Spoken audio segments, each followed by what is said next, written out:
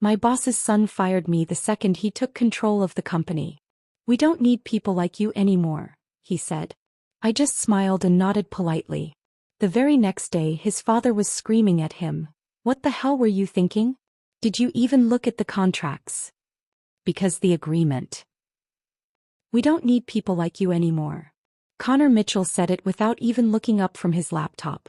26 years old, designer suit, freshly minted MBA from Wharton, and he was firing me, Aubrey Caldwell, from the company I'd spent 16 years building from the ground up. I just smiled, nodded politely, and walked out. Before we continue, if you believe loyalty and hard work should be valued over entitlement, please hit that subscribe button. It's free and helps us share these stories. Now let's see what happens next. What that entitled child didn't know was that his father, Sean Mitchell, had put a clause in my contract 6 years ago. A golden parachute clause. 3 times my annual salary if I was terminated without cause. That's $780,000 he just handed me without even checking the paperwork. But here's the thing that would really cost him. I wasn't the only one with that clause. The very next morning I was sitting in my kitchen drinking coffee when my phone rang. Sean's name lit up the screen, and I could hear the panic in his voice before he even finished his first sentence. Aubrey, what the hell happened yesterday? In the background I heard him screaming at Connor. What were you thinking? Did you even look at the contracts? I took another sip of coffee and smiled. Because the agreement Connor signed when he fired me? It was about to destroy everything he thought he'd inherited. But I'm getting ahead of myself. Let me back up and tell you how I ended up in that kitchen, listening to Sean Mitchell realize his son had just made $1 million mistake. My name is Aubrey Caldwell. I'm 54 years old, and until yesterday afternoon, I was the Chief Operating Officer at Mitchell Industrial Solutions in Columbus, Ohio.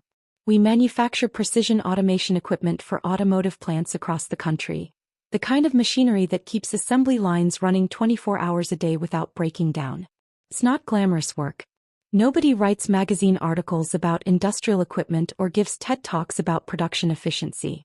But it's essential, and it's what I've been doing for the past 16 years. I wasn't the flashy executive who gave keynote speeches at industry conferences. I wasn't the one whose photo appeared in trade publications or who got interviewed about market trends. I was the person who made sure everything actually worked.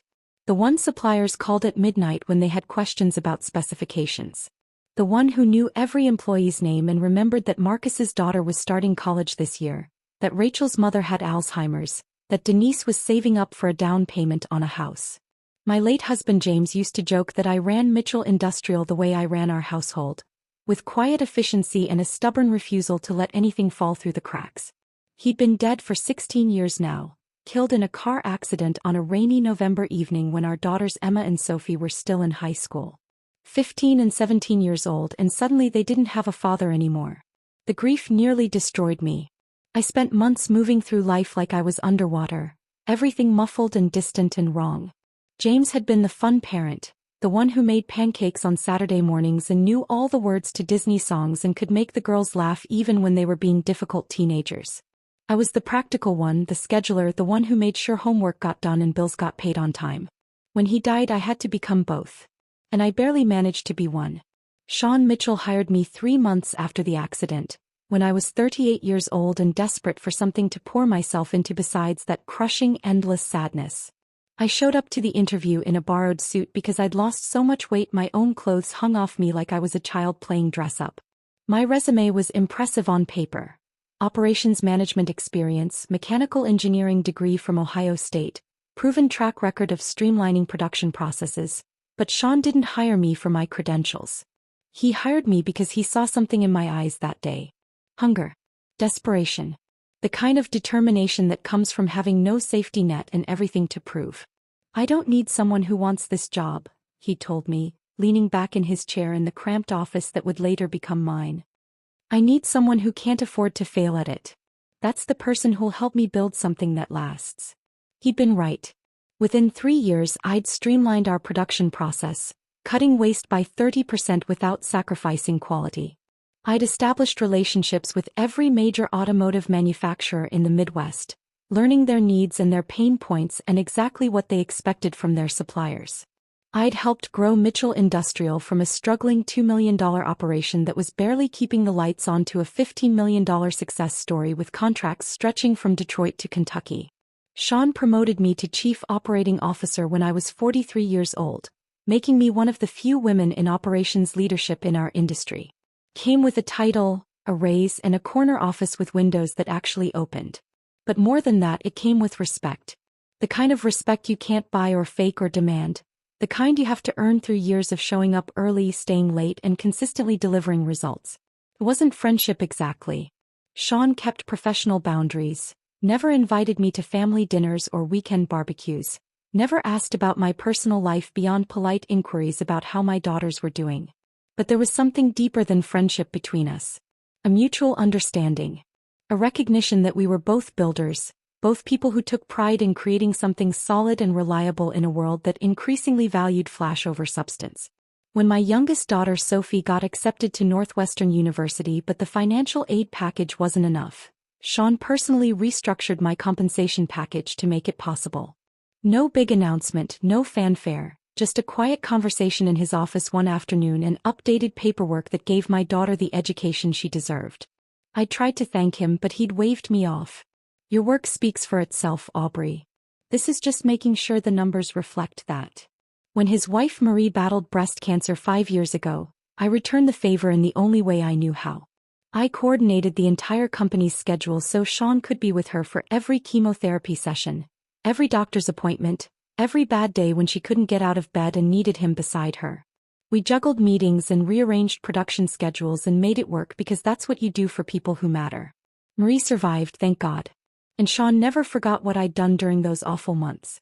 We built something together over those 16 years, Sean and I. Not just a company but a culture. A place where people mattered, where quality wasn't sacrificed for quarterly profit margins, where a handshake agreement still meant something in an industry increasingly dominated by lawyers who'd never touched a piece of machinery in their lives.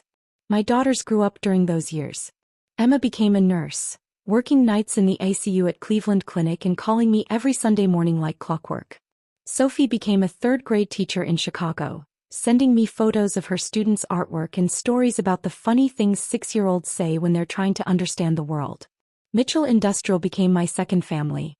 The place where I'd rebuilt myself after losing James. The place where I'd proved I was more than just a widow struggling to survive. And then 8 months ago everything started to shift. Connor Mitchell came back from Wharton Business School with his fancy MBA and his 50-page reports about disrupting the industry and optimizing legacy operations. He was Sean's only child, 26 years old, spoiled in that particular way that comes from being the sole focus of wealthy parents' attention and expectations. He'd spent most of his 20s bouncing between business school and a tech startup in Miami that had burned through $2 million of his father's money before collapsing spectacularly. The startup had promised to revolutionize restaurant delivery using drone technology. It lasted 18 months before regulatory issues and basic logistical problems. Turns out drones can't actually carry hot food through city traffic safely. Killed it completely. But Connor talked about the failure like it was a learning experience, a necessary step on his entrepreneurial journey. He showed up at Mitchell Industrial with that particular brand of confidence that comes from never having faced real consequences for being wrong. Sean asked me to mentor him. To show him how the company actually worked, from the production floor to the supplier relationships to the client accounts that kept us profitable. I agreed because Sean asked, and because part of me hoped that Connor might actually learn something if he spent enough time seeing how things really operated. Connor shadowed me for 2 weeks, following me through the production floor with his tablet and his expensive noise-canceling headphones, asking surface-level questions about processes he didn't really want to understand. He'd interrupt production meetings to suggest innovations that showed he'd fundamentally misunderstood what we did. He'd talk about implementing AI and automation without grasping that our clients paid premium prices specifically because we offered customization and precision that algorithms couldn't replicate. After 2 weeks, he submitted a 50-page proposal to Sean recommending we outsource 40% of our manufacturing to cut costs. The presentation was slick, full of charts and graphs and projected profit margins that looked impressive if you didn't know anything about how industrial equipment actually worked. I pulled Sean aside in his office one afternoon, the autumn sun streaming through the blinds, casting long shadows across his desk. If we do this, we'll lose quality control, I told him quietly, keeping my voice professional even though I wanted to shake him. Our reputation is built on precision. One batch of defective components and we'll lose contracts worth millions. You know this, Sean. You built this company on reliability. He'd nodded slowly, his weathered hands folded on the desk between us. I know, Aubrey. I know. Connor's young. He'll learn. He just needs time. But Connor didn't want to learn. He wanted to prove himself. And he was relentless. He showed up to every board meeting with new slide decks and financial projections that looked impressive to people who'd never actually run a production floor, who'd never had to call a client at 3 a.m. because a machine failed and an entire assembly line was down. Meeting by meeting, I watched Sean's resolve weaken under the pressure of his son's ambition. And 5 weeks ago, everything came to a head. Sean called an emergency leadership meeting on a Tuesday afternoon. He was 62 years old, at least another good decade of work in him, maybe more, but he looked exhausted when he stood at the head of the conference table. Worn down. Defeated in a way I'd never seen before, not even during Marie's worst days with cancer. I'm stepping down as CEO, he announced to the room full of people who'd built this company alongside him. Effective immediately. Connor's ready to take over. It's time for the next generation to take Mitchell Industrial into the future. His eyes never quite met mine during that speech. Connor stood beside his father, already dressed like he owned the place, wearing that confident smile that made my stomach turn. After the meeting ended and everyone filed out making awkward small talk and offering congratulations that didn't quite reach their eyes, I lingered near the door. Sean, I said quietly. He looked up from the papers he was pretending to organize, and for just a moment I saw something raw in his face. Regret maybe. Or just exhaustion so complete it had worn through every defense he'd built over 40 years of running a business. It's done, Aubrey, he said, his voice flat. He's my son. This company is his legacy. I nodded once and walked out, feeling like I'd just watched something important die. That was 5 weeks ago. Yesterday, Connor called me into his office. The same office that used to be Sean's, though Connor had already redecorated with minimalist furniture and motivational posters about innovation, and fired me. And this morning I was sitting in my kitchen drinking coffee and listening to Sean Mitchell realize that his son had just made the most expensive mistake of his short career. Aubrey, Sean's voice was strained, desperate in a way I'd never heard before. Don't do anything yet. Please. Let me fix this. I set my coffee cup down on the kitchen table, watching the steam rise in the morning light. Through my window, I could see my neighbor Mrs. Chin watering her garden like it was any other Tuesday morning. Like the world hadn't shifted overnight. It's already done, Sean, I said quietly. Patricia Vance is handling it. The silence that followed was so complete I could hear him breathing on the other end. Then, barely above a whisper, the golden parachute clause. Yes. Oh God. His voice cracked. He didn't check, did he? Please tell me he at least looked at the contracts before. He didn't. Another long pause. I could almost see Sean in his home office, the one with family photos covering the walls, realizing exactly what his son had done. When he spoke again, his voice was hollow. How many of you had protected contracts? I took a slow breath. This was the part that would really hurt. 4 of us. Me, Rachel, Marcus, and Denise. All with the same clause you insisted on 6 years ago. 3 times annual salary for termination without cause. I heard him calculating in real time. My $780,000. Rachel's engineering director salary would be around $690,000. Marcus's $510,000. Denise's $600,000. Nearly $2.5 million in severance penalties that Connor had triggered in a single afternoon. For a company with $8 million in liquid reserves, it was catastrophic.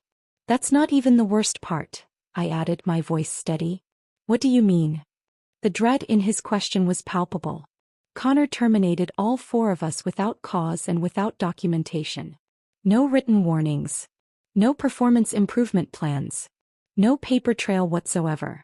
Patricia's filing an age discrimination suit by end of business today. We have emails, meeting notes, and witness testimony showing systematic termination of employees over 45, all replaced by consultants under 30. The silence stretched so long I thought the call had dropped. Then I heard something slam, a fist on a desk maybe, and Sean's voice distant but clear. "Connor, get back in here. Now." "I have to go," he said to me, his voice tight. "But Aubrey." "Yes. This isn't over. We'll talk again." The line went dead. I sat there for a moment staring at my phone, trying to process what I was feeling. It wasn't satisfaction exactly. It wasn't even anger anymore. It was something colder, more calculated. I'd spent 16 years building Mitchell Industrial, and in one afternoon Connor had shown me exactly how much that loyalty was worth to him. Now he was going to learn what it cost. My phone buzzed with an incoming text. "Rachel, are you seeing this? Check your email." I opened my laptop, still sitting at the kitchen table in my pajamas, and pulled up my personal email account. Rachel had forwarded an internal memo from Mitchell Industrial, sent just 20 minutes ago. The subject line read, "Organizational restructuring, immediate implementation." I scrolled through it, my coffee going cold beside me. The memo announced the retirement of 4 senior leaders: myself, Rachel, Marcus, and Denise, and the immediate appointment of interim leadership. Every single replacement was under 35. Connor had brought in his business school network, consultants from a firm in Chicago, none of whom had ever worked in industrial manufacturing. The memo praised our years of dedicated service, while simultaneously suggesting we were obstacles to necessary innovation and competitive modernization. It was corporate speak for, "The old guard is gone, the future starts now." I read it twice, feeling something cold settle in my chest. Then my phone rang again. This time it was Rachel. "Did you read it?" Her voice was shaking. "Did you see what he wrote about us? Like we're dinosaurs who couldn't adapt." "I saw it," I said calmly. "Aubrey, I gave 7 years to that company. I turned down offers from Tesla and SpaceX because you convinced me Mitchell was building something special. And this is how it ends. With a memo that makes us sound like we were holding the company back." I could hear tears in her voice and something inside me hardened. "Rachel, did you keep the email from last month? The one where Connor asked you to sign off on the outsourcing proposal? The one where I explained in detail why it would compromise quality control?" "That's the one. I have it." "Why?" "Forward it to Patricia Vance. Today. Along with any other documentation showing you raised concerns about Connor's proposals and were ignored or overruled." There was a pause. "You're building a case."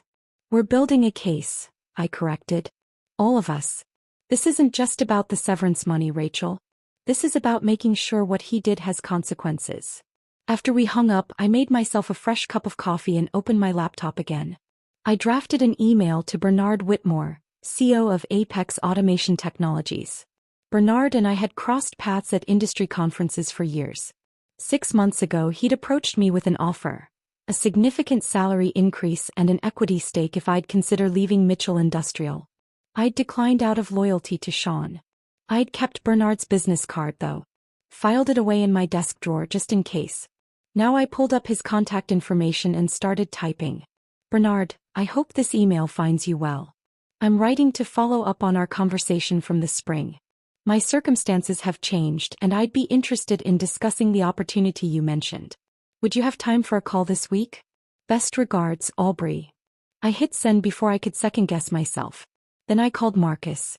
He answered on the first ring. "Aubrey, tell me you got that memo too. Tell me I'm not the only one who thinks this is insane." "You're not the only one," I assured him. "How are you holding up?" "Honestly, I'm furious. I've been with Mitchell for 12 years. Started on the production floor, worked my way up to supervisor. I hired most of the team we have now. And Connor fires me via email at 8 in the morning, then sends out a company-wide memo 2 hours later making it sound like I was the problem." "I know," I said quietly. "But Marcus, I need you to focus.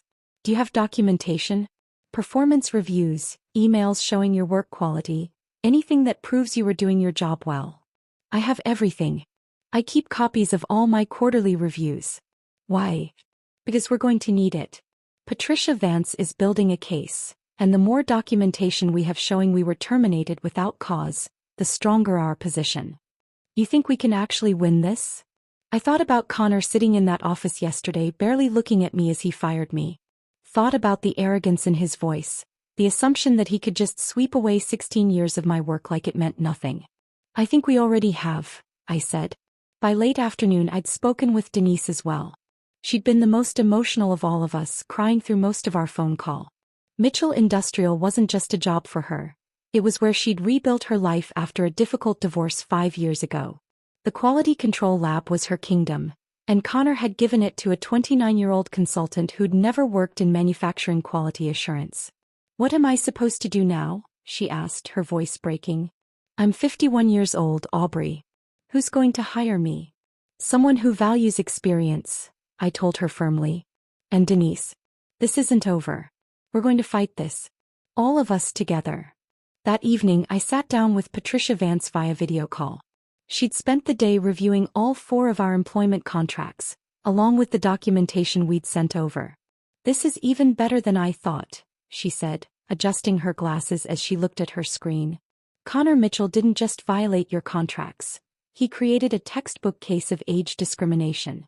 4 employees, all over 45, all terminated on the same day without cause, all replaced by consultants under 35. The pattern is undeniable. What happens next? I asked. I file formal severance claims for all 4 of you by end of week. The company has 30 days to respond. Given the contract language, they'll have to pay. It's not negotiable. These golden parachute clauses are airtight. But beyond that, I'm filing a discrimination complaint with the EOC.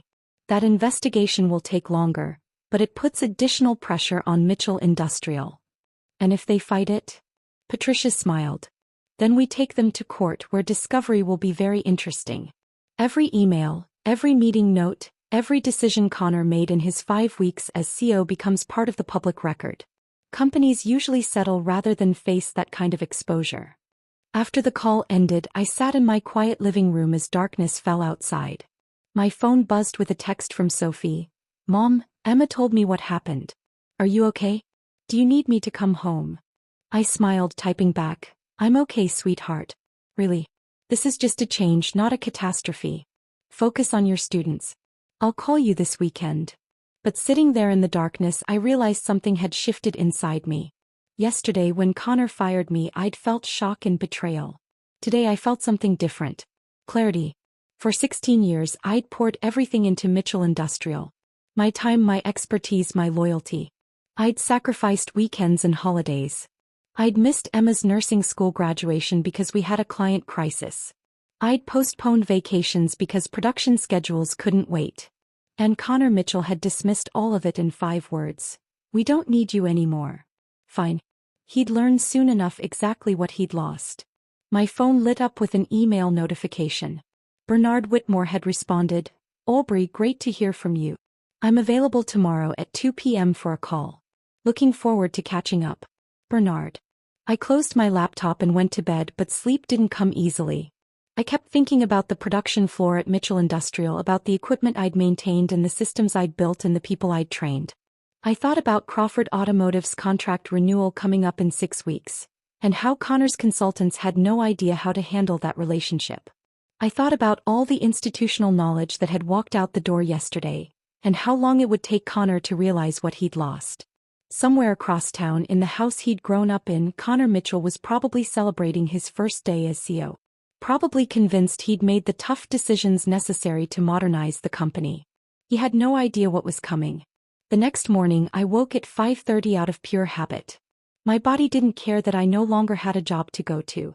16 years of early production meetings and client calls had programmed my internal clock, and it refused to adjust just because Connor Mitchell had decided I was obsolete. I made coffee in the pre-dawn darkness, standing at my kitchen counter and watching through the window as the sky gradually shifted from black to deep blue to that pale gray that comes just before sunrise. The neighborhood was silent except for a dog barking somewhere down the street. My phone sat on the counter beside me, screen dark. I'd turned off notifications last night after the flood of texts from former colleagues. Some offering sympathy, others asking what really happened, a few quietly inquiring if I knew of any job openings elsewhere. Word traveled fast in our industry. At exactly 7 o'clock my phone lit up. Sean Mitchell. I stared at his name on the screen through one ring. 2, 3. My finger hovered over the answer button, and for a moment I considered letting it go to voicemail. Let him sit with the uncertainty the way I'd sat with it yesterday, packing my office into a cardboard box while younger employees pretended not to watch. But on the fourth ring I answered. Aubrey. His voice hit me immediately, ragged, desperate, nothing like the composed businessman I'd worked alongside for 16 years. What happened yesterday? I just found out this morning. Connor didn't tell me he was. He stopped, seeming to choke on whatever words came next. I took a slow sip of coffee, letting the silence stretch between us. Through the window, I could see Mrs. Chin from next door in her bathrobe, bending down to pick up her newspaper. You should ask your son, I said finally, keeping my voice even. I did. There was a heavy pause. He said you were blocking innovation, that you refused to implement his efficiency recommendations and were undermining his authority with the senior team. Something cold and sharp twisted in my chest. So that's how Connor was spinning it. Not that he'd impulsively fired 4 people without checking their contracts, but that we were obstacles to his grand vision. Did he mention that I was fired without warning? I asked, still maintaining that carefully neutral tone. Without documentation? Without cause? Silence. Did he mention that he eliminated the entire senior leadership team in a single day? Ray, Marcus, Denise. Everyone who built this company with you, Sean. Gone by lunchtime. The silence that followed was so complete I could hear Sean's breathing on the other end, ragged and uneven like he'd just finished running a mile. Jesus Christ. His voice cracked. All of them? He fired all of you. All of us, I confirmed.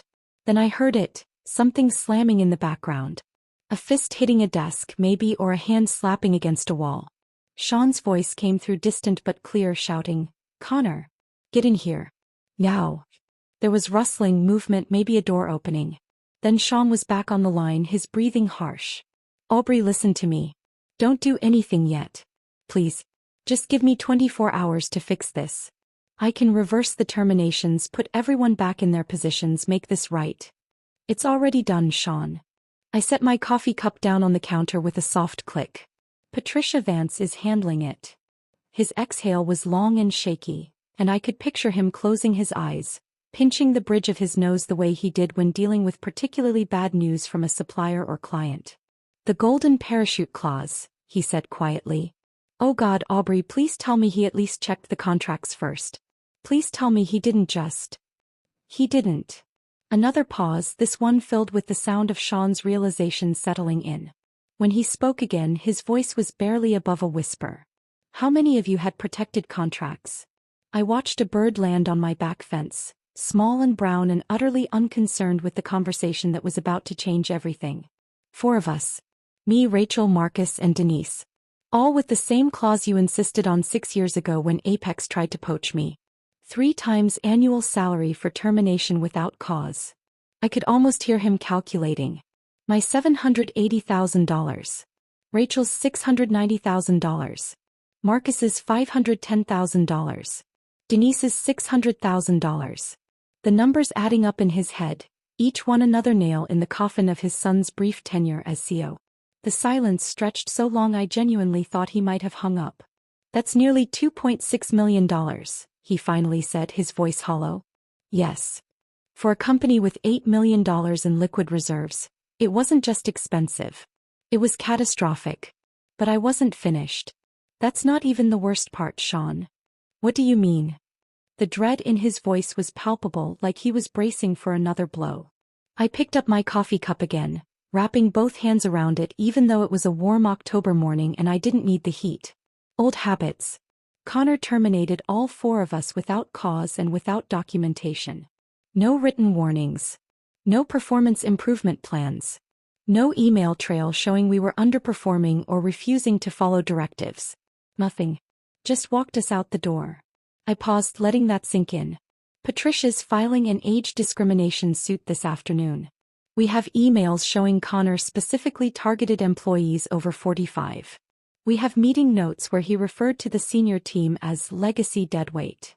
We have witness testimony from at least 6 current employees who heard him say we needed fresh blood and younger perspectives.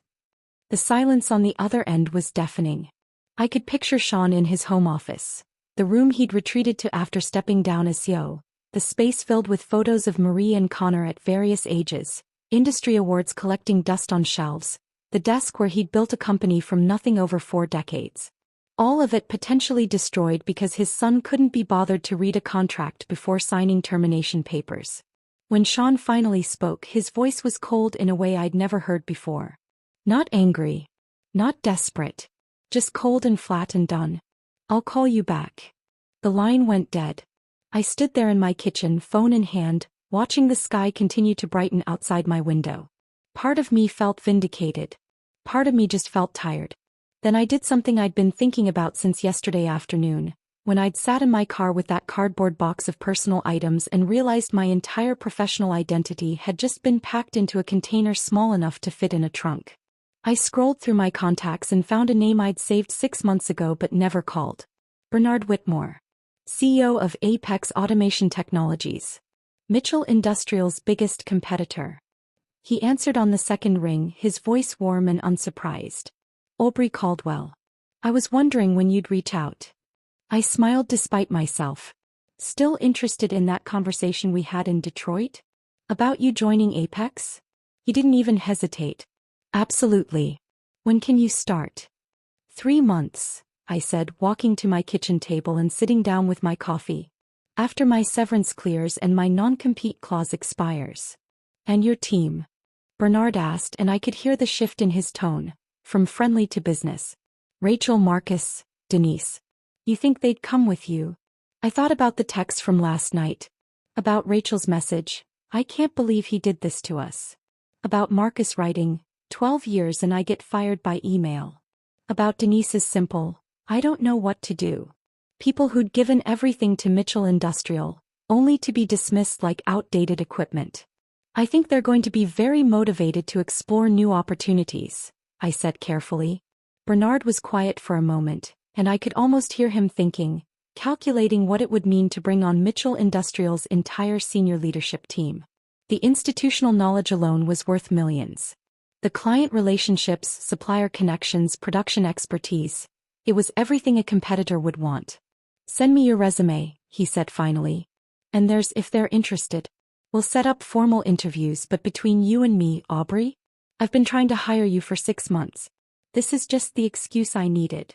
After we hung up, I sat at my kitchen table as the morning sun finally broke over the horizon, flooding my small kitchen with golden light. I thought about what Connor Mitchell didn't understand about institutional knowledge. It wasn't just about knowing which buttons to push or which vendors to call when a machine broke down. It was about relationships built over years. Trust that couldn't be replicated in a PowerPoint presentation. The unwritten agreements that kept business flowing smoothly even when contracts didn't cover every contingency. It was knowing that Crawford Automotive's purchasing director, Michael Brennan, preferred phone calls to emails because he liked to hear your voice when discussing technical specifications. It was remembering that our main supplier in Detroit had a son with special needs and would always prioritize orders if you called him directly instead of going through the automated system. It was understanding that the machine on production line 3 made a specific clicking sound exactly 48 hours before it needed maintenance. And if you caught it then, you avoided a breakdown that could cost tens of thousands in lost production time. Connor thought he could replace all of that with an MBA from Wharton and confident swagger. He was about to learn exactly how wrong he was. My phone buzzed with a text from Rachel. "Just got off the phone with Patricia. She says our case is solid. Did you really call Apex?" I typed back, "Yes.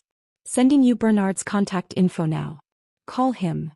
3 dots appeared immediately, showing she was typing. Then, "Are we really doing this?" I looked around my kitchen. The same kitchen where I'd raised 2 daughters alone, where I'd celebrated promotions and cried over setbacks, where I'd rebuilt my life after James died. "Yes," I typed back. "We're really doing this." 2 weeks passed in a strange kind of limbo. I went through the motions of unemployment, updated my resume, organized my home office, finally cleaned out the garage I'd been meaning to tackle for 3 years. But mostly I waited. Waited for Patricia to file the paperwork. Waited for my severance check to clear. Waited for the 3-month non-compete clock to start ticking down. And I watched. Denise had maintained friendships with several people still working at Mitchell Industrial. The kind of relationships that survive corporate upheaval because they're built on genuine connection rather than professional convenience. Sarah from accounting. Tim from the production floor. Jennifer, who'd been Denise's assistant in the quality control lab for 5 years. They started sending her information. Not because she asked for it, but because they were scared and confused and needed someone to tell them what was happening to their company. On a Wednesday afternoon, I was meeting with Patricia in her downtown office when my phone buzzed. Denise's name appeared with a text. "You need to see this." 3 photo attachments loaded slowly on my screen. Patricia set down the contract she'd been reviewing and leaned over my shoulder as I enlarged the first image. It was an internal memo dated 2 days ago, marked confidential, management only. The subject line read, "Production status update, urgent." I read through it twice, my coffee going cold on Patricia's desk beside me. Crawford Automotive's latest order, precision hydraulic components for their new assembly line in Kentucky, was 3 weeks behind schedule. 3 weeks.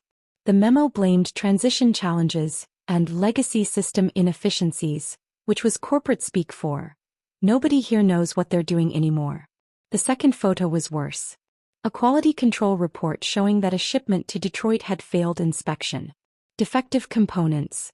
An entire batch that had to be recalled and replaced, costing Mitchell Industrial not just money but reputation. In our industry, quality control failures were death sentences. Automotive plants couldn't afford downtime because a supplier shipped faulty parts. The third photo made my stomach tighten. It was an email chain between Connor and 2 of his consultant friends, discussing how to handle Crawford Automotive's contract renewal. The purchasing director, Michael Brennan, had apparently requested a meeting to discuss concerns about recent quality issues and delivery delays. Connor's response, visible in the email thread: "Set up the meeting. We'll smooth this over with better pricing. Everyone responds to discounts." I looked up at Patricia, who was reading over my shoulder with her reading glasses perched on her nose. "He has no idea," I said quietly. "No idea about what?" "Crawford doesn't care about pricing. They pay premium rates because they need guaranteed quality and delivery. Michael Brennan will walk away from a relationship over reliability concerns, even if Connor offers him components at cost." Patricia sat back in her chair, fingers steepled under her chin. "This is excellent for our case. It shows immediate operational damage directly resulting from the terminations. The company's already struggling without the institutional knowledge you four provided." He paused, studying my face. "How does that make you feel?" It was the kind of question a therapist might ask, and I appreciated that Patricia understood this was about more than just legal strategy. "Honestly." I set my phone down on her desk. "I don't know yet." That evening I met Rachel, Marcus, and Denise at Rossi's, a quiet Italian restaurant on the edge of town. The kind of place with checkered tablecloths and candles and wine bottles, where the lighting was dim enough that conversations stayed private. Rachel arrived first and I barely recognized her. She'd lost weight, her face drawn in a way that made her look older than her 47 years. Dark circles shadowed her eyes, and her hands trembled slightly as she picked up the menu. "How are you?" I asked, though the answer was obvious. "I'm going crazy," she said bluntly. "Sitting at home sending out resumes that go nowhere because I'm overqualified, or because companies see MIT on my resume and assume I'm too expensive. I need to work, Aubrey. I need to feel like I matter again." Marcus arrived 10 minutes later, still wearing work boots caked with dried mud. He slid into the booth with a heavy sigh. "Where have you been?" Denise asked, arriving last with a bottle of red wine she'd apparently brought from home. "Helping my brother-in-law with his landscaping business," Marcus said, accepting the wine glass Denise poured for him. "Digging ditches and laying sod. At 53 years old.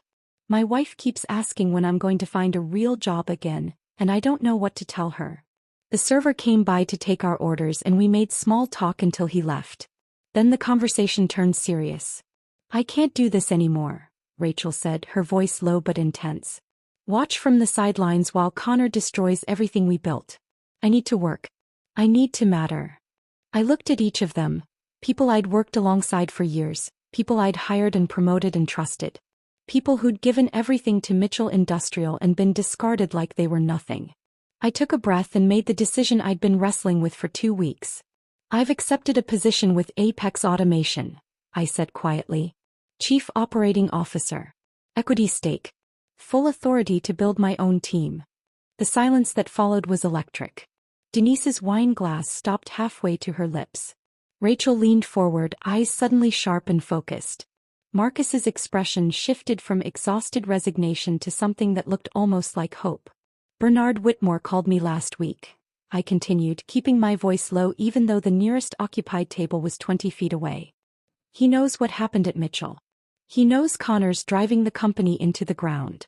And he's made offers for all of us, if you're interested. What kind of offers? Marcus asked immediately. Competitive salaries.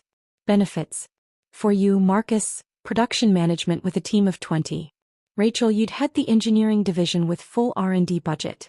Denise, you'd establish quality control protocols from the ground up. I paused, watching their faces carefully. But there's a catch. We all have 3-month non-compete clauses. We can't start until those expire. Bernard's willing to wait, but we'd need to commit now. Rachel spoke first, her voice steady for the first time since she'd arrived. What about the non-compete terms? Can we legally do this? Patricia reviewed all our contracts, I assured her. As long as we're not actively poaching Mitchell's current clients or stealing proprietary information, we're clear. We can work for a competitor. We can bring our expertise and relationships. We just can't deliberately sabotage Mitchell or breach confidentiality agreements. Marcus leaned back and a slow smile spread across his weathered face. So in 3 months, we walk into Apex and start competing directly with Mitchell Industrial. That's the idea, I confirmed. Denise raised her wine glass, her hand no longer shaking. To new beginnings. We clinked glasses in that dim restaurant booth and I felt something shift deep in my chest. Not quite revenge. That word felt too sharp, too deliberately destructive. But justice maybe.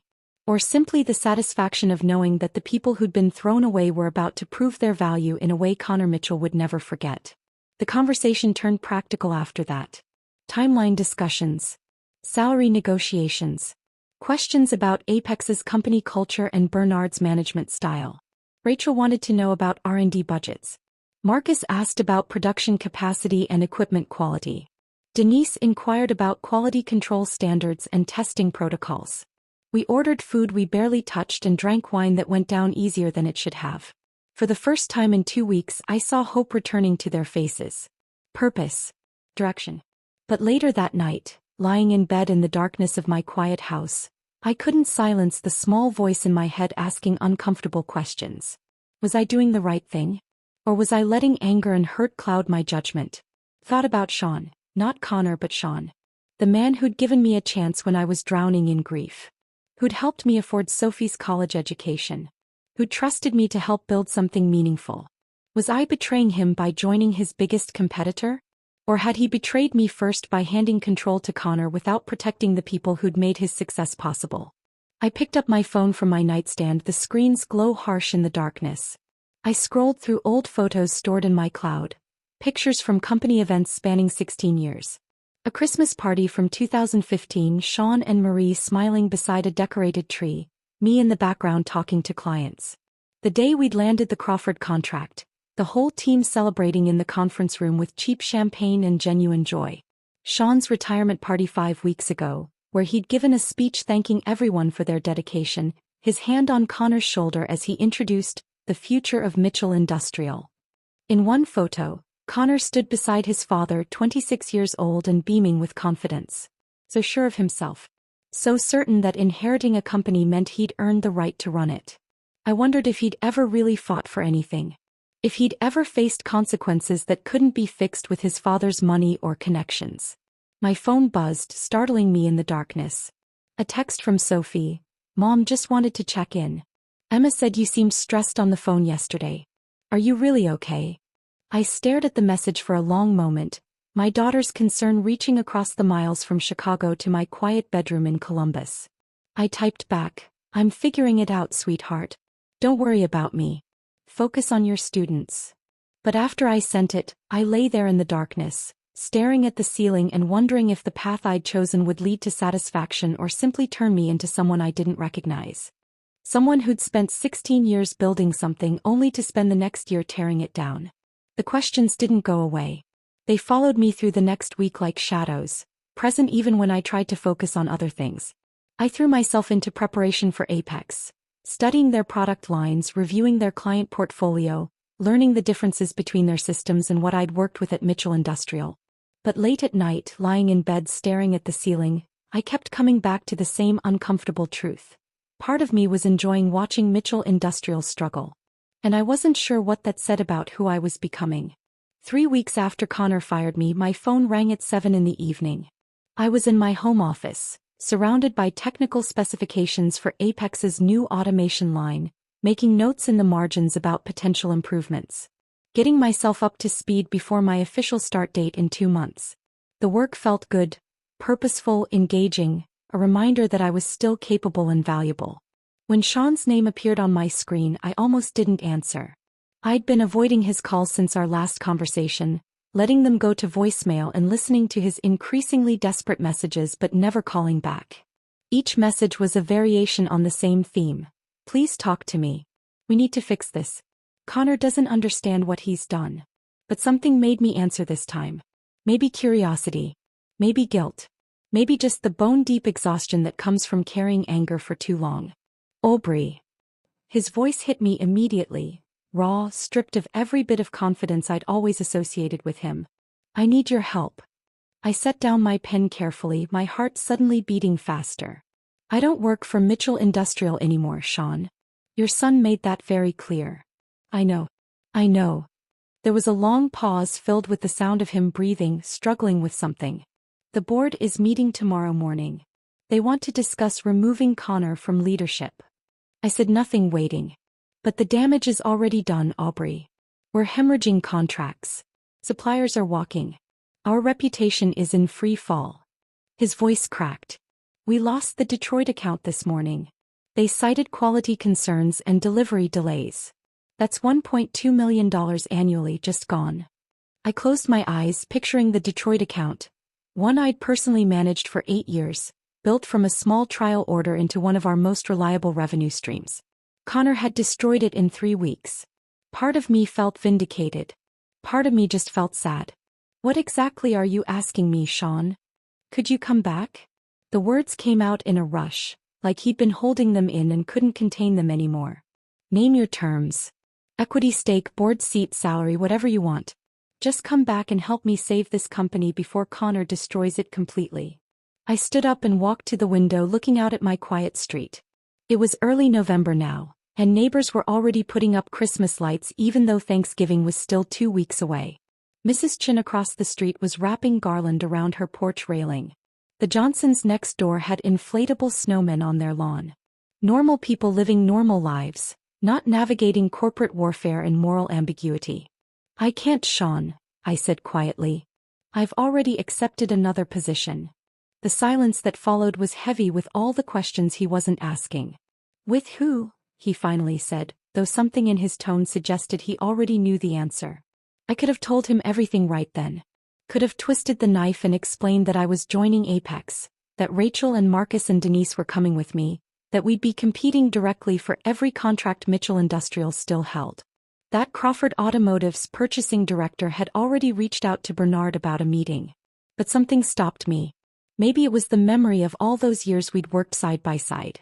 Maybe it was the way his voice broke when he talked about his company falling apart. Maybe I was just too tired for cruelty. Someone who values experience, I said simply. Sean was quiet for a long moment. When he spoke again, his voice was barely above a whisper. I failed you, Aubrey. I should have protected you. Should have protected all of you. He paused and I could hear him struggling with the words. I knew Connor wasn't ready. God, I knew. But he's my son. How do you tell your own child they're not good enough? How do you look at them and say, I don't trust you with the thing I spent my entire life building? His words hit me harder than I expected. For the first time I understood that Sean hadn't been weak or cowardly.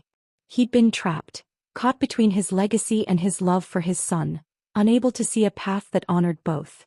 Unwilling to choose between the company he'd built and the child he'd raised. It didn't excuse what had happened. But it explained it in a way that made him human again instead of just another person who'd let me down.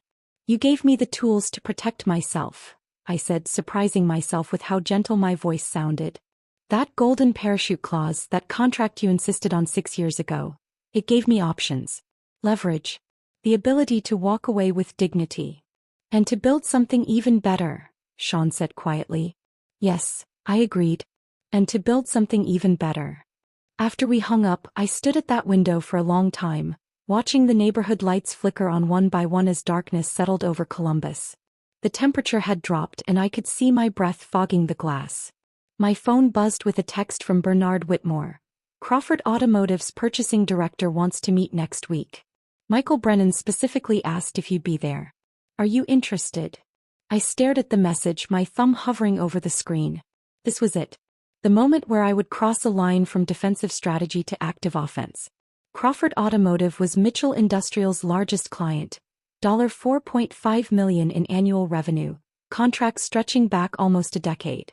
Their renewal was coming up in less than 4 weeks. If I met with Michael Brennan, if I pitched Apex's capabilities and highlighted Mitchell's recent quality failures and delivery delays, I wouldn't just be competing with my old company. I'd be actively working to destroy it. The company I'd spent 16 years building. The place where I'd poured my grief after James died and found purpose again. The team I'd assembled, the systems I'd created, the reputation I'd established. All of it about to become collateral damage in a war Connor Mitchell had started but couldn't finish. I looked at the anniversary clock on my bookshelf, the one Sean had given me when I made CO.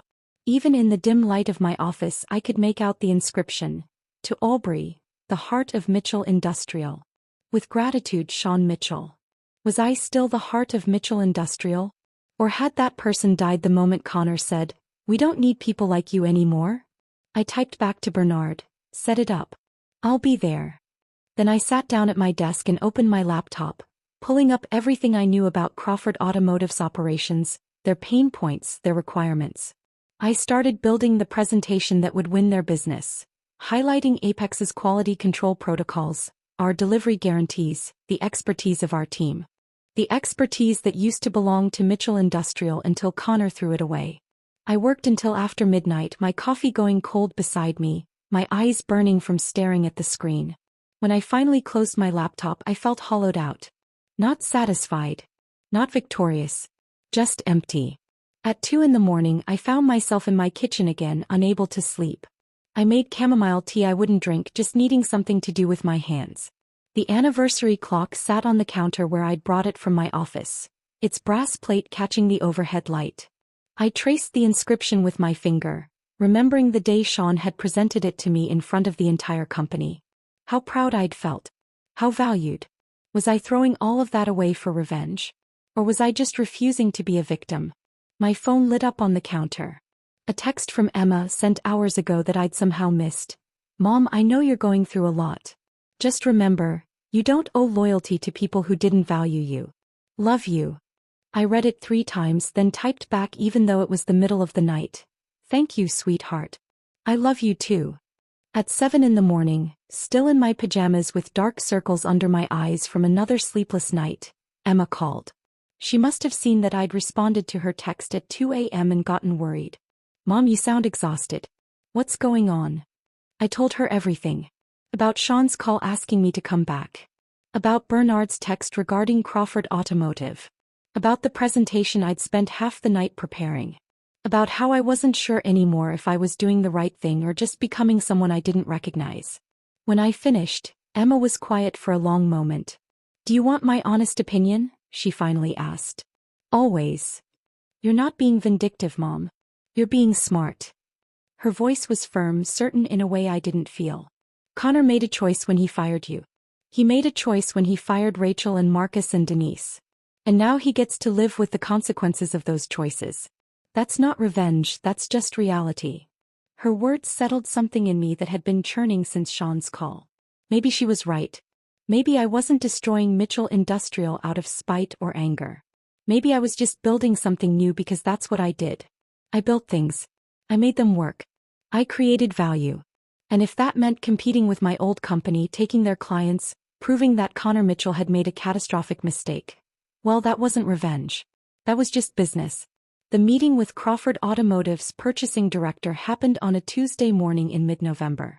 I drove to Akron with Rachel, both of us dressed in our best professional attire, blazers and dress pants, leather portfolios containing presentation materials we'd spent the weekend perfecting. The drive took just under 2 hours and we spent most of it in silence, both of us processing what we were about to do.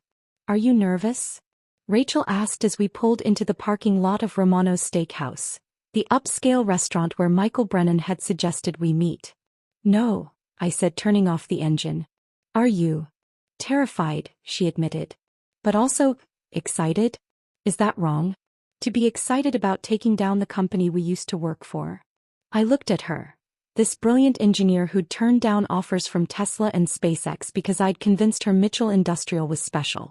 Who'd been fired via email and replaced by a consultant half her age. "I don't think it's wrong," I said quietly. "I think it's human." Michael Brennan was already seated when we arrived, tucked into a corner booth with good lighting and enough privacy for a sensitive business conversation. He was in his mid-50s with gray temples and wire-rimmed glasses, the kind of weathered expression that came from decades of dealing with suppliers who overpromised and underdelivered. "Aubrey," he said, standing to shake my hand. His grip was firm, assessing. "I was surprised when Bernard mentioned you'd left Mitchell. More surprised when he said you're with Apex now." "Changes happen," I said simply, sliding into the booth across from him. Rachel sat beside me, already pulling out her tablet. Michael studied me for a moment and I could see him doing the mental calculation, trying to figure out if this was a voluntary move or something else. Trying to decide if I was someone he could trust or just another salesperson looking to make a commission. "Let's not waste time on small talk," I said, deciding to meet his directness with my own. "Mitchell Industrial is struggling right now. I imagine you've noticed the quality control issues on your last shipment." Michael's expression tightened and I knew I'd guessed right. 3 days of production delays while we waited for replacement components, he confirmed. Cost us nearly $200,000 in lost productivity. Not to mention the embarrassment of explaining to our customers why their orders were delayed. Rachel leaned forward, pulling up technical specifications on her tablet. "At Apex, we've implemented a redundancy protocol specifically to prevent those kinds of failures. Dual-source manufacturing for critical components, real-time quality monitoring with AI-assisted defect detection, and guaranteed replacement within 48 hours if anything doesn't meet specifications." She walked him through the details with the precision that had made her invaluable at Mitchell Industrial, explaining tolerances and testing protocols and quality gates in language that was technical enough to be credible but clear enough to understand. I watched Michael's face as she spoke. Watched the way his expression shifted from skeptical to interested to genuinely engaged. This was a man who'd been burned by Mitchell's recent failures and was hungry for reliability. "Your contract with Mitchell is up for renewal in 3 weeks, I said quietly when Rachel finished. "I know because I wrote the original terms 6 years ago. I also know that Connor Mitchell has never managed a client account before. He's never dealt with the kind of precision requirements your assembly lines demand." Michael set down his water glass carefully. "You're asking me to walk away from a relationship that's lasted 8 years. That's not a decision I make lightly, Aubrey. Even with recent problems." "I'm not asking you to walk away from a relationship," I corrected, meeting his eyes. "I'm asking you to prioritize your production schedule over loyalty to a company that's no longer capable of delivering what you need. Mitchell Industrial is hemorrhaging talent and cutting corners to compensate. What happened with your last shipment? That's not an anomaly. That's the new normal." The silence that followed was heavy with decision.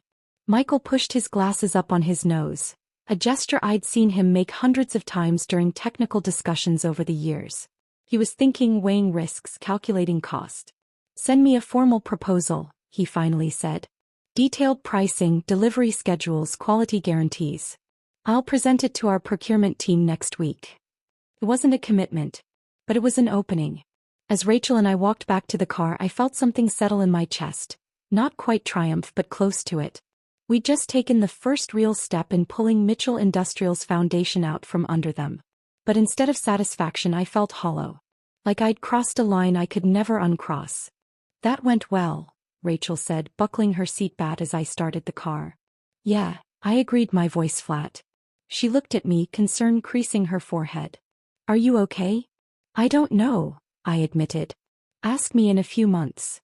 2 days later, Denise forwarded me another internal memo from Mitchell Industrial. I was having lunch at my kitchen table, leftover pasta I'd reheated but wasn't really eating, when my phone buzzed. The memo was marked confidential, but Denise's contact had photographed it anyway and sent it to her.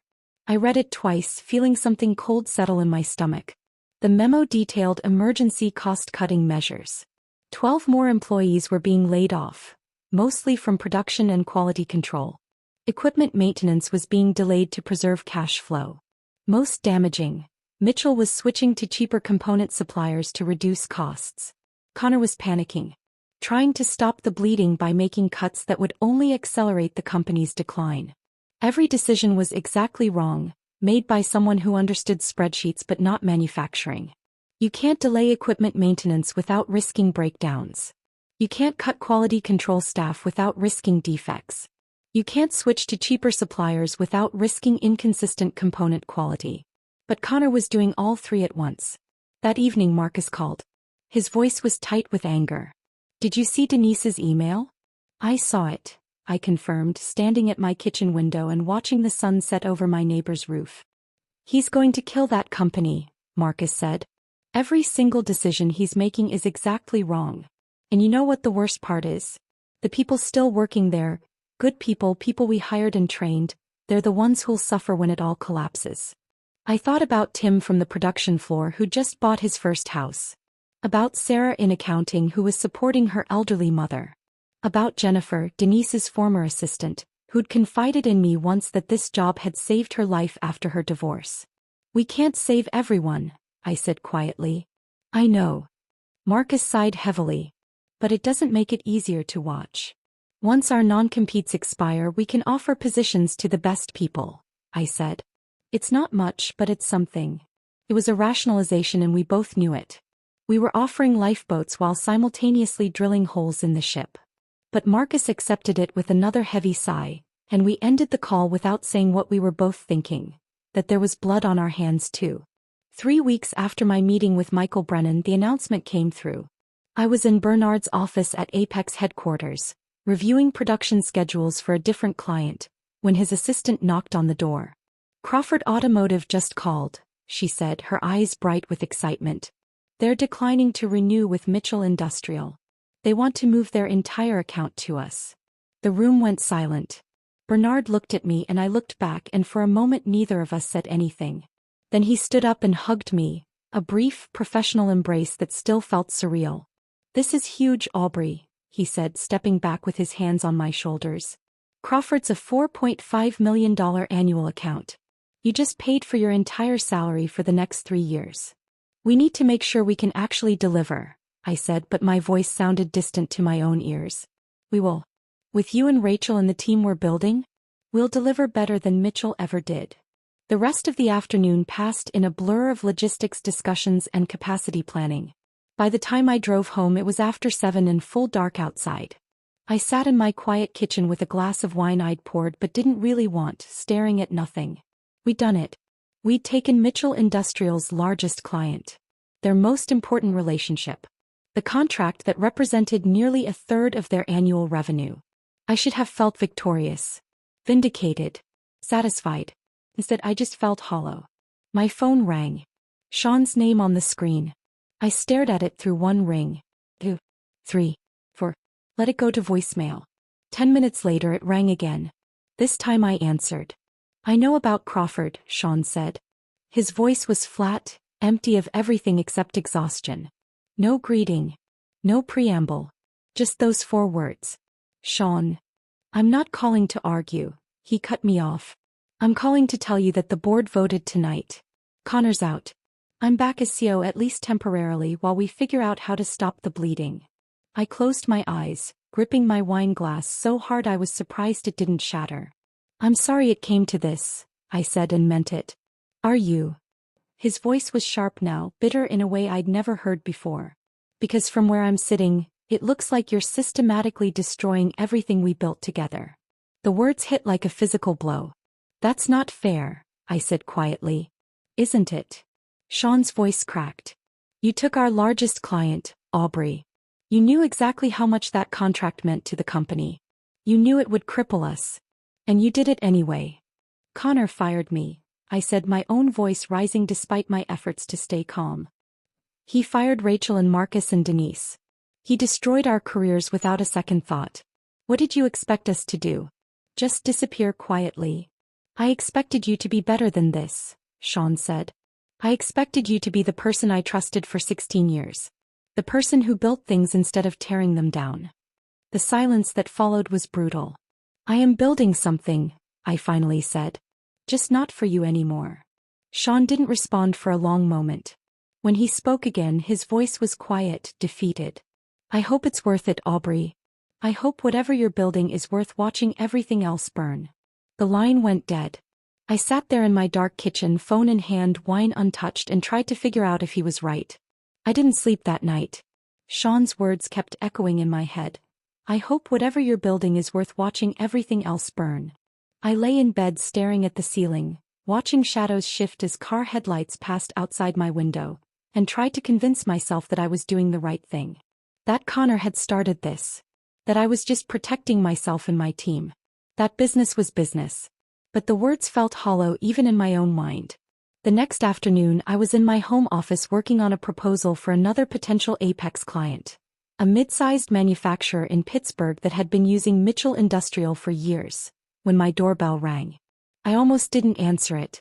I was tired, emotionally drained, not in the mood for whatever neighbor was collecting signatures or selling something. But something made me walk to the front door and look through the window. Sean's car was in my driveway. The same silver sedan he'd been driving for 10 years because he'd never been the flashy type, never cared about status symbols or showing off wealth. I opened the door to find him standing on my porch, and I barely recognized him. He looked older than I remembered, older than he'd looked just weeks ago when I'd last seen him. Exhaustion was carved into every line of his face. His shoulders slumped in a way that made him seem smaller somehow. His hair, always neatly combed, was disheveled. His eyes were red-rimmed. "Can we talk?" he asked, and something in his voice, something broken and desperate, made it impossible to refuse. I led him into my living room without saying anything.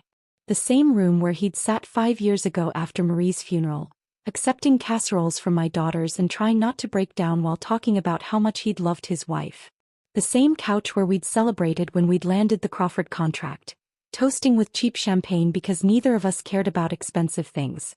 Now we sat across from each other in the afternoon light slanting through the windows, and the silence between us felt like an open wound. "You took Crawford," he finally said. "Not an accusation. Just a statement of fact, heavy with meaning." "I offered them better terms and more reliable service," I replied, keeping my voice even. "That's business, Sean. You taught me that." He leaned forward, elbows on his knees, hands clasped together so tightly his knuckles were white. "Is this about revenge?" he asked quietly.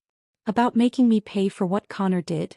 The question hung in the air between us, and I realized I didn't have a simple answer. Maybe I'd convinced myself this was just business, just survival, just protecting my future. But sitting here looking at Sean's broken expression, I couldn't pretend it was that clean. "It's about survival," I said finally. "Connor destroyed my career. My reputation. My sense of security and value. He did the same thing to Rachel, Marcus, Denise. People who gave everything to Mitchell Industrial. What did you expect us to do? Just disappear quietly and pretend 16 years didn't matter?" Sean's jaw tightened and I saw anger flash across his face. "I expected you to give me a chance to fix it," he said, his voice rising. "I called you the morning after. I asked you to come back. I offered you everything, equity, board seat, whatever you wanted. But you'd already made your decision, hadn't you? You'd already decided to gut my company from the inside out." The anger in his voice sparked something in me that I'd been holding back for weeks. Something hot and raw that I'd been trying to keep buried under professionalism and strategic thinking. "Your company?" I stood up, my voice rising despite every intention to stay calm. "I spent 16 years building Mitchell Industrial. I was there at midnight when shipments needed to go out. I was there on weekends fixing problems that Connor wouldn't even understand existed. I hired half the people working there. I established the relationships that kept business flowing. I created the systems that made everything work." My hands were shaking now, all the anger and hurt I'd been suppressing finally breaking through. "And your son dismissed me like I was nothing. Like 16 years of loyalty and expertise meant nothing because I was over 50 and didn't fit his vision of innovation. Like I was outdated equipment to be replaced with a newer model. Sean stood too, his face flushed red. You think I don't know what Connor did wrong? His voice cracked. You think I don't regret handing him control? You think I don't lie awake every night wishing I'd done things differently? He ran his hands through his hair, making it stand up even more wildly. He's my son, Aubrey. My only child. I wanted to believe he was ready because the alternative was admitting I'd failed him as a father. That I'd raised someone who didn't understand the value of the people who built everything he inherited. The rawness in his voice stopped me cold. We stood there in my living room, two people who'd built something meaningful together over 16 years, now facing each other across a divide that felt unbridgeable. So what now? I asked, my voice quieter. You came here to ask me to stop? To let Mitchell Industrial recover so Connor can learn from his mistakes. Sean's shoulders sagged, all the anger draining out of him as quickly as it had appeared. I came here to ask you why, he said, sinking back onto the couch like his legs couldn't hold him anymore. Why you're doing this? If it's about money, I can match Apex's offer. Double it even. If it's about respect, I'll make you a partner. Give you everything you should have had from the beginning. Just tell me what it takes to stop you from destroying what we built. I looked at this man who'd given me a chance when I was desperate and drowning in grief. Who'd helped me afford Sophie's college education. Who'd supported me through the hardest years of my life. Who'd been as close to a mentor and friend as anyone I'd had in my professional life. And I felt something crack inside me, not my resolve but something deeper. Something that hurt in a way that had nothing to do with anger or revenge.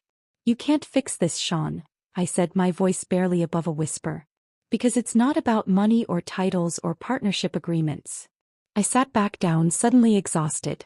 It's about the fact that when your son fired me, when he fired all of us, you didn't stop him. You knew about the golden parachute clauses. You wrote them yourself specifically to protect against this exact situation. But you handed Connor control anyway without protecting the people who made your success possible. Sean opened his mouth to respond, but I kept going. You chose him over us. Over everything we built together. And now you're asking me to sacrifice my future, my team's future, to save his legacy? To let Mitchell Industrial recover so he can learn lessons that should have been taught years ago. Sean's face crumpled, and for a moment I thought he might actually break down completely. What do you want me to say, Aubrey? His voice was broken, defeated. That I should have chosen you over my own son? That I should have told him, no, you're not ready, you'll never be ready? I wanted you to choose integrity, I said. I wanted you to tell Connor the truth, that he wasn't ready, that he needed to earn leadership instead of inheriting it, that firing experienced people wasn't innovation, it was arrogance and stupidity. I stood up again, pacing to the window. But you didn't. You let him make decisions that destroyed careers and damaged a company you spent 40 years building. You let him throw away institutional knowledge like it was garbage. And now you want me to fix it? To sacrifice everything I've built at Apex to save Connor from the consequences of his own actions. We stood in silence as the afternoon light faded into evening shadows. The room grew darker around us, but neither of us moved to turn on a lamp. Finally, Sean spoke, his voice so quiet I almost didn't hear it. I can't stop you. I know that now. He stood up slowly like an old man, though he was only 62. But I need to know. When Mitchell Industrial finally collapses, when all those people lose their jobs because the company couldn't recover, will you be able to live with yourself? The question hit me like a physical blow because I'd been asking myself the same thing every night since I'd joined Apex. Every time I closed my eyes, I saw faces. Tim from the production floor. Sarah from accounting. Jennifer, who'd worked in Denise's quality control lab. Good people whose only mistake was working for a company with terrible leadership. I don't know, I admitted, my voice raw with honesty. But I know I can't sacrifice my future to protect Connor from the consequences of his own actions. That's not revenge, Sean. That's just refusing to be a victim twice. Sean nodded slowly, like he'd expected that answer but hoped for something different. He walked toward the door, moving carefully, and I followed him. At the threshold, he turned back one last time. For what it's worth, I'm sorry, he said. For all of it. For not protecting you. For choosing wrong. For everything. Then he was gone, walking slowly to his car in the gathering darkness. I closed the door and stood there in my entryway listening to his car start and pull away. Then I walked back to my living room, sat down on the couch in the growing darkness and cried.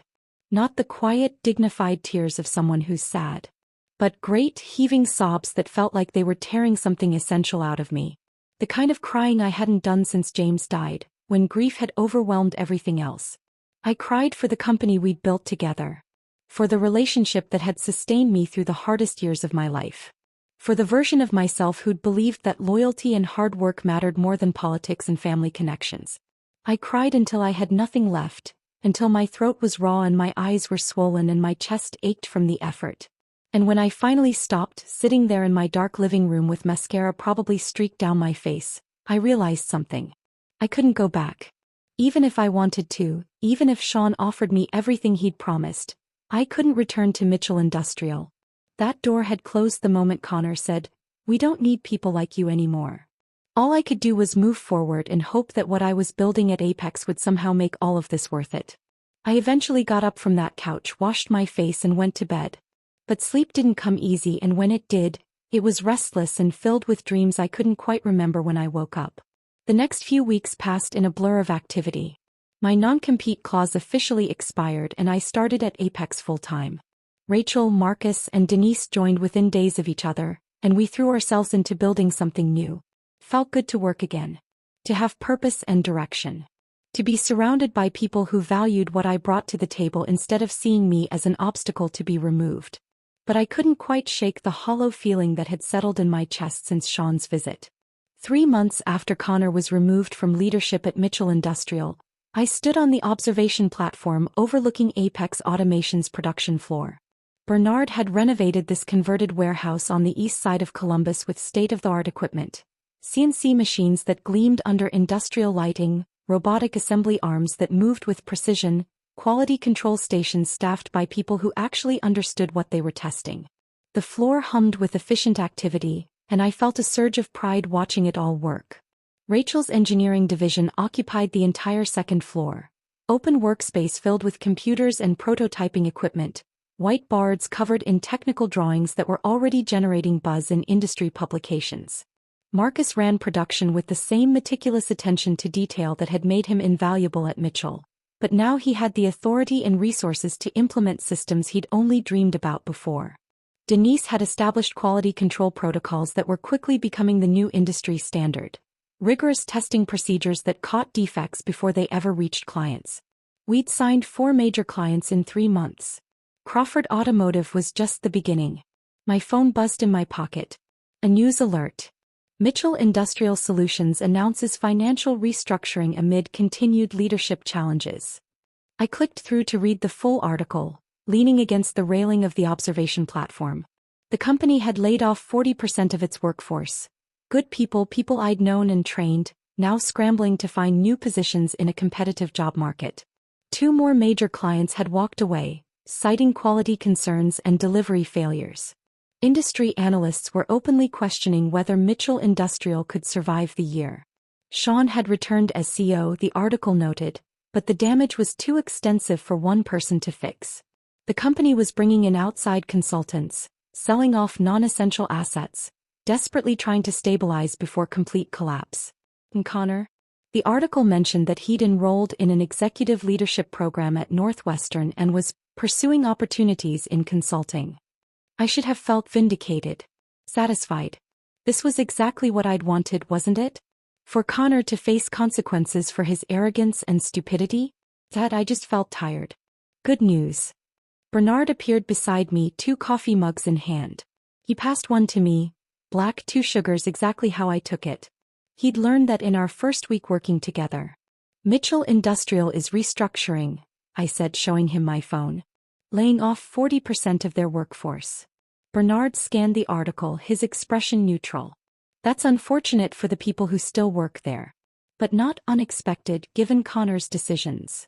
No, I agreed. Not unexpected. We stood in silence for a moment, watching the production floor below. A team was assembling components for a client in Tennessee. Precision work that required steady hands and years of experience. Do you regret it? Bernard asked quietly. Taking Crawford? Building this team?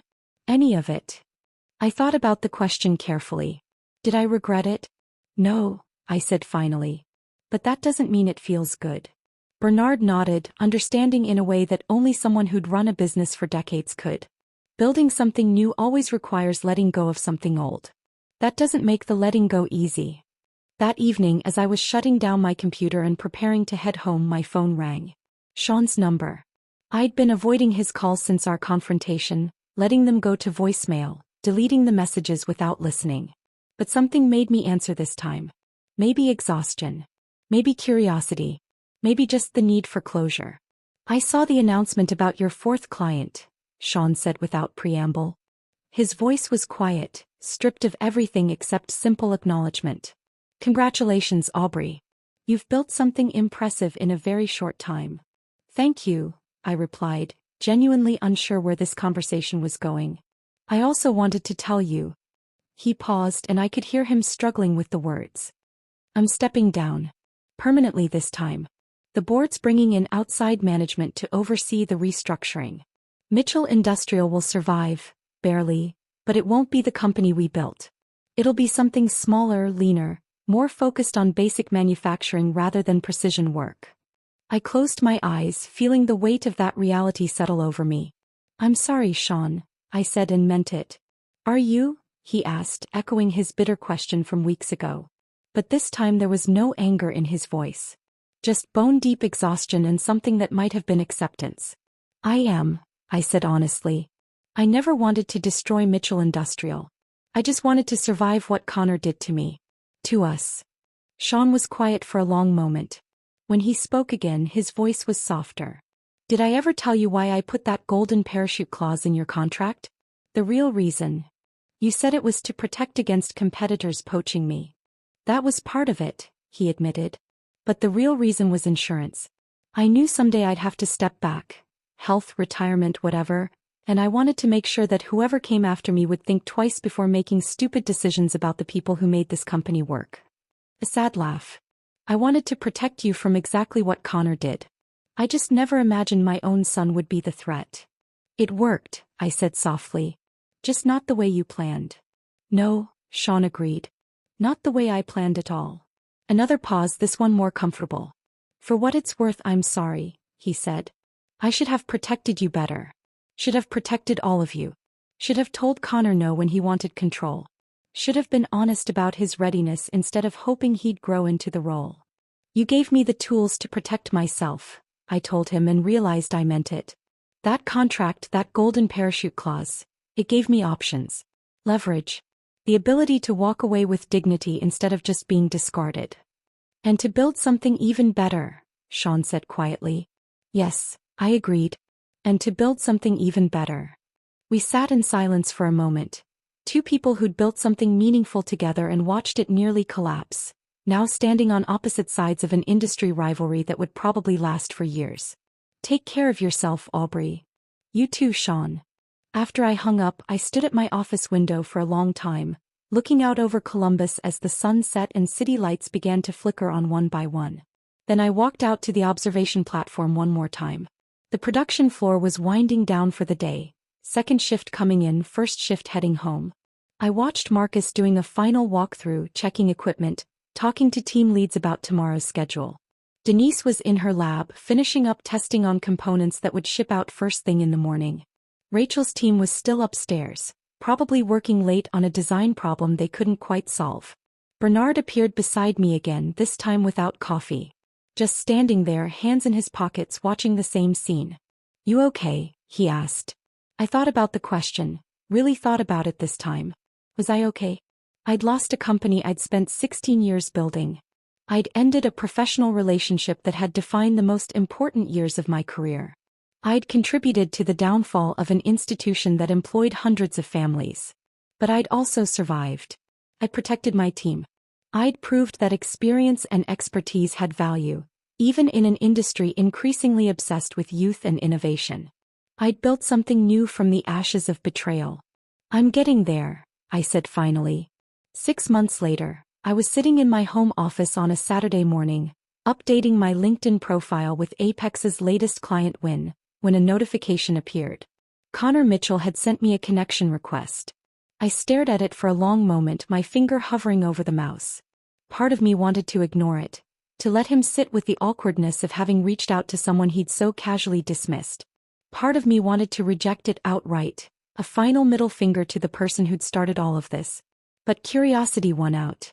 I accepted the request. 2 minutes later, a message appeared in my inbox. Ms. Caldwell, I know I have no right to contact you, but I wanted to apologize for how I treated you and your team. I was arrogant and short-sighted, and I damaged careers and lives because I was too proud to listen to people who knew better than I did. My father was right about everything, especially about the value of experience. I've spent the past 6 months in executive coaching and therapy, and one of my assignments is to reach out to people I wronged and take genuine accountability. I don't expect forgiveness. I just wanted you to know that I understand now what I didn't then. You weren't blocking innovation. You were trying to save me from my own stupidity. I'm sorry. I read the message 3 times, looking for insincerity or manipulation or some angle I wasn't seeing. But all I found was what seemed like genuine remorse. I sat there for a long time, fingers resting on the keyboard, trying to figure out what to say. Finally, I typed, "Thank you for reaching out, Connor. I hope you learn from this experience and become the leader your father believed you could be. Good luck." It wasn't forgiveness exactly. But it wasn't hatred either. It was something more complex. An acknowledgement that people could grow, that mistakes could become lessons, that even the most painful experiences could have value if you let them teach you something. I closed my laptop and walked to the window, looking out at my quiet neighborhood. Spring had arrived while I wasn't paying attention. Trees budding, flowers pushing through the earth, everything coming back to life after a long winter. My phone buzzed with a text from Emma. "Proud of you, Mom. For everything." I smiled, feeling something settle in my chest that had been unsettled for months. The golden parachute had been my safety net, the thing that gave me options when Connor tried to throw me away. The path I'd taken afterward, joining Apex, taking Crawford, building something new, that had been my survival strategy. But what I'd built with both, the team, the reputation, the company that now bore my fingerprints in every system and process, that was my legacy. And unlike Mitchell Industrial, unlike Connor's brief disastrous tenure as CEO, unlike all the things that could be taken away or destroyed by other people's decisions, this legacy was entirely mine. I'd earned it through resilience, through strategic thinking, through refusing to let anyone else define my value or determine my future. I picked up my phone and called Rachel. "Want to grab dinner tonight? I have some ideas for our next project." Because that's what builders do. We don't just tear down. We create. We innovate. We keep moving forward. And sometimes the best revenge isn't destruction at all. It's simply proving that the people who dismissed you made the biggest mistake of their lives. If this story of calculated justice had you hooked from start to finish, hit that like button right now. My favorite part was when Aubrey smiled and nodded politely while Connor had no idea about the golden parachute clause. What was your favorite moment? Drop it in the comments below. Don't miss more powerful revenge stories like this. Subscribe and hit that notification bell so you never miss an upload.